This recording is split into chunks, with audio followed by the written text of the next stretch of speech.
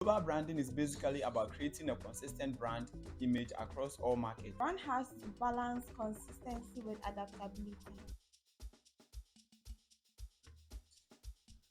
Hello, everyone. Welcome to today's episode. We're a group of international marketing students and we are diving into something every business student should know: global branding strategies. I'm Tracy and I've got two of my classmates here with me to break it all down. So let's get started with some quick intros. Hi everyone, I'm Fiona and I'm focusing on branding and advertising in our international marketing studies. I am Samuel, but I prefer you call me strategy, and I'm really interested in how brands adapt their strategies for different markets. Great. So before we jump into the details, let's define what we mean by global branding strategies. In simple terms, we're talking about how brands create an identity and presence that works across different countries. But here's a catch: it's not always about doing the exact thing everywhere, right? Exactly, a brand has to balance consistency with adaptability. They want people to recognize them no matter where they are, but they also need to be sensitive to local cultures and preferences. Right, so today we are going to walk through a few key strategies brands use to go global. Let's kick it off with something called global branding. Samuel, can you explain what that's about? Global branding is basically about creating a consistent brand image across all markets. You know, brands like Apple or Starbucks, they look and feel the same wherever you go, and that consistency builds trust. Nice. Now, what about transnational branding? How does that compare? Transnational branding is a bit more flexible. Brands still aim for consistency, but they adapt to their branding to fit the local market. So you might see different advertising or product changes depending on the country. Like when Like fast when food first chains have different menus across the countries. exactly you are staying true to the brand, but tweaking it to fit the local culture. Cool, let's talk about multinational branding next. Samuel. Okay, so multinational branding, as the name suggests, is when a company has different brands in different countries or regions. So instead of trying to push one global brand everywhere, they might have separate brands that are tailored to specific markets. That's interesting. Now we've also got global positioning on our list. What does that involve? Global positioning is about making sure the brand has a clear and unique identity. That works in all markets. You want your audience to associate certain values or feelings with your brand, no matter where they are in the market. Awesome. And that ties in with something called cultural branding, right?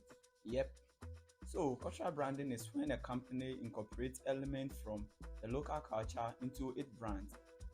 It's about understanding and respecting the local market, which makes the brand feel more reliable.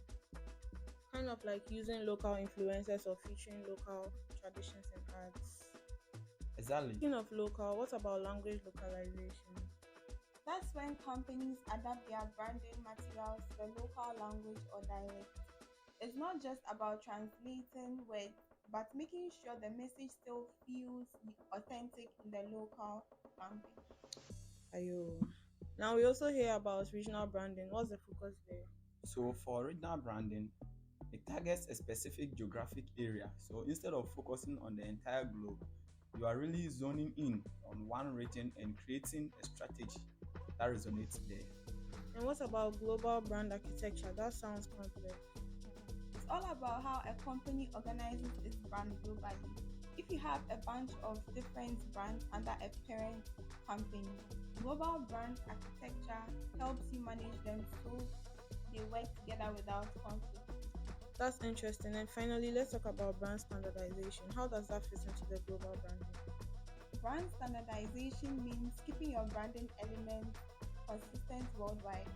Same logo, colors, and overall feel. It's all about making sure people recognize your brand instantly, no matter where they are located. Awesome. And last but not least, how does global marketing tie in everything together? Global marketing is the actual execution of campaigns across different countries. It's about coordinating everything, whether it's digital ads, social media, or local events, so that the brand message stays consistent but is still effective in each market.